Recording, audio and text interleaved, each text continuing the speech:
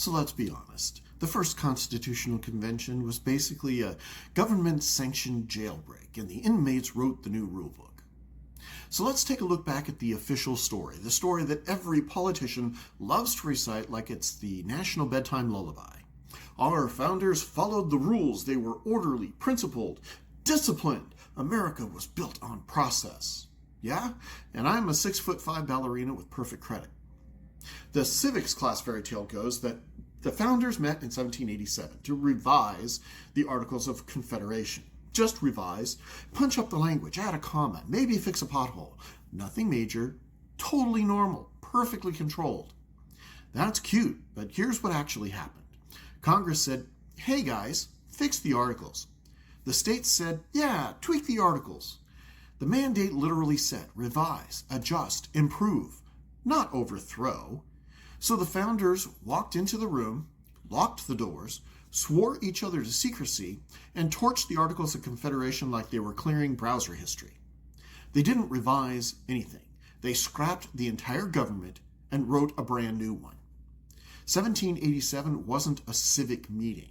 It was an institutional coup with better penmanship. And guess what? Most of the country wasn't even invited. Rhode Island literally refused to show up, the colonial equivalent of leave me out of your group chat. The only reason that the Constitution even survived is because the delegates sold it like a Black Friday sale. Buy now or everything collapses by Tuesday. This wasn't a process. It was a Hail Mary with good PR.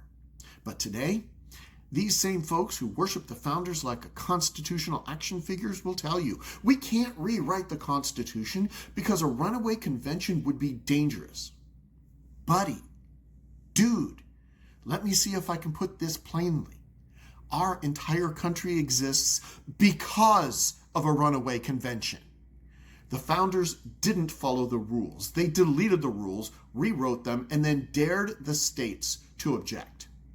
And now, we act like anything so absurd as trying the same thing today would summon a demon. If rewriting a broken system was patriotic in 1787, why is it treason in 2025?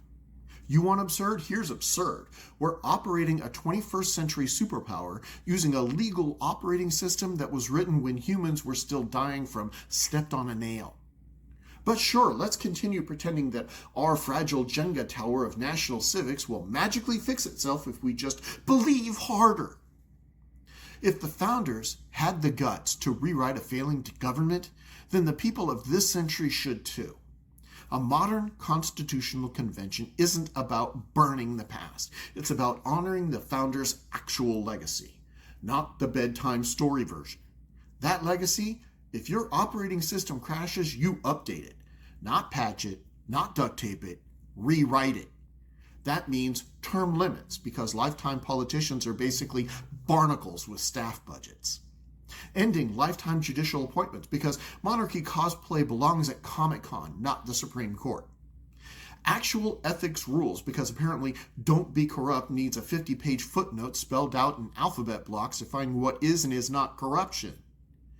Real checks and balances, not the LARP version where everybody performs outrage for donations. These aren't partisan ideas.